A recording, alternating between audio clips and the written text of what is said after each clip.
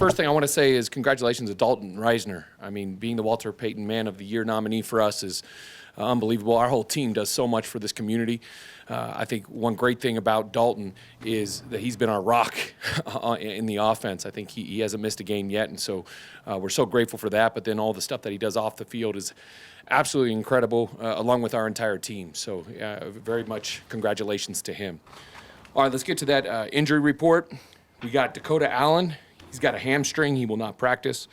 Cortland Sutton, hamstring. He will not practice. Andrew Beck, hamstring, will not practice. Dalton Reisner, shoulder and back, he won't practice. Brandon with his quad will not practice. Tom Compton with an illness will not practice. Kareem, he's just getting older, so we want to protect him, limited. Jerry Judy, ankle, limited. K1 Williams, limited with a wrist, elbow, knee. Jacob Bobenmeyer, wrist, limited. Baron Browning, elbow, limited. And Jonathan Harris, knee, limited. Coach, back to the stuff with Dalton and the community service. You've been a lot of places. You obviously grew up around the league. Were you surprised, or what was your reaction when you saw the level the community service matters to this organization? I think it's absolutely incredible. I mean, right when I got here, I had the opportunity to go to the Boys and Girls Club, which is something that I know means so much to this organization, and just seeing the impact that it has on the community, on that Boys and Girls Club, just everything. I mean, just finding out about the different stuff Justin Simmons has done across the board, and when people come in, what Russ is doing, all those things. I think it's, you set a standard on how you want to be in the community, and I think the standard is unbelievably high here, and so much credit to Allie.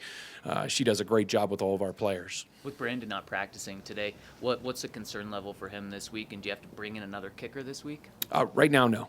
Right now, there's not a super high level of concern. We just want to be sure we protect him. With Cortland, just the nature of hamstring injuries, do you have to plan this week as if he's not going to play, or do you know, does he have a chance to play this weekend? I mean, the hamstrings, they're so finicky for each individual guy. I would expect for us to be safe with that one because we don't want to have something setback or anything like that. So it's not looking good for this week for him. How much motivation is there? I know when you came in, you want to play well in the division. That's your easiest path to have success in this league. To get on the board in the AFC West and to do it against the Chiefs, a team that this team hasn't beaten in basically 6 years. I mean, that's the past. For us, it's the now. It's a West opponent. It's a great rivalry that's been going on for years. Very excited to be part of it. And it's one of those things, we have to show that we can win to make it a better rivalry. I mean, that's the starting point. And regardless of what your record is, it is an important game, and it's a West game.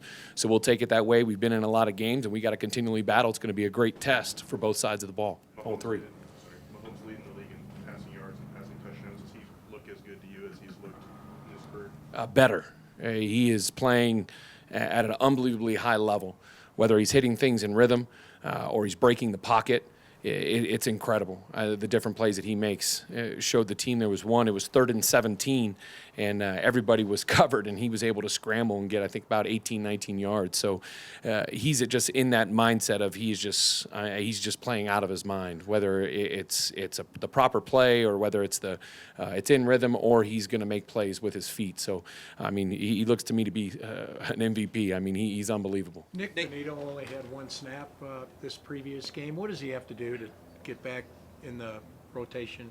I think just continually work and continually show that he knows exactly what to do, where to go, when to go, and play at a high level. I think he's done a really good job this year. He's been consistent, and we just need to be sure we continually keep him consistent to get him on the field. The Chiefs have won 13 games in a row against the Broncos. Is there anything beyond, as important as a win is, obviously, but breaking that streak? Does the streak matter? I mean, that's the past. We just got here, so we want to win the football game, and it's a West opponent. We know how important that is. Nate, a number of things haven't gone to plan. One of them probably didn't expect to be playing 3 rookie wide receivers this late in the year. And I'm just curious, for that position in your experience, what is the most difficult thing, especially guys undrafted coming in?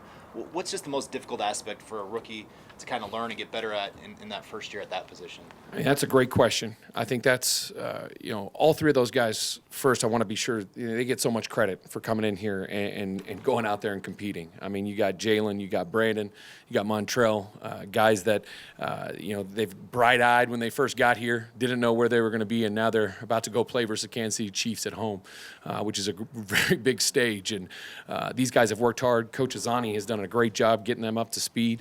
But for this game, there's an aspect of rhythm.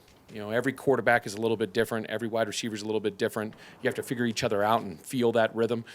When you have to scramble, when you're going to get the ball, how long you have to work versus press. There's so many different coverages that these guys face compared to what they faced in college. And then, obviously, we have a lot of different routes also. So whenever you're moving, and then where you're going to line up, what position are you playing? There's so many things that go into it for these guys. So I give them so much credit for all the work that they've done, because you don't want to just set them in one spot and let them go win one-on-one. You want to try to give them the best opportunity, whether it's a different formation, different motion, trying to free them up somehow. But then once the snap is there, it's how much time do you have to work each individual route, whether you want to break across, whether you want to break out, whether you're sitting down, how you're going to beat a press corner, all the different corners that they're facing. There's so much, and I think that's why you see those veteran players are so dynamic. Yeah. And young guys, it takes them a little time, but again, I guess so. Even Russ, I mean, Russ has been working with these guys nonstop because he wants to feel that rhythm. You know, when he goes back there and he's got the rush coming to him, he's making the protection adjustments, and then he expects somebody somewhere. We got to be sure we get him there, and they know the intent, they know the mindset. We just got to be sure we're playing at a high level with these guys, and they're working their tails off. I seriously give them so much credit. With all the A few more injuries, for the coach, please. with all the injuries at receiver, have there been any thoughts about kind of getting Albert O out there and using him kind of as a big receiver in space? Yes. I mean, you even see last week we utilized Dulcich in some of those wide receiver roles, and so I think that getting Albert up is going to potentially help us.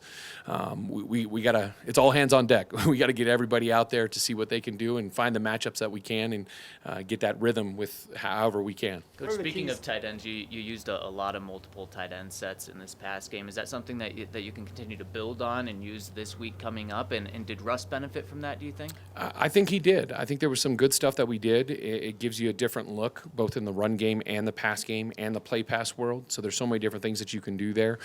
We still want to be multiple. We don't want to just lock in on one so that they know what to prepare for. We want to be sure that we still have all the different personnels that we utilize. But I think it's something that we're going to have to keep diving into because you never know what's going to happen on game day. Coach, you mentioned last one, please. You mentioned Brandon Cristal.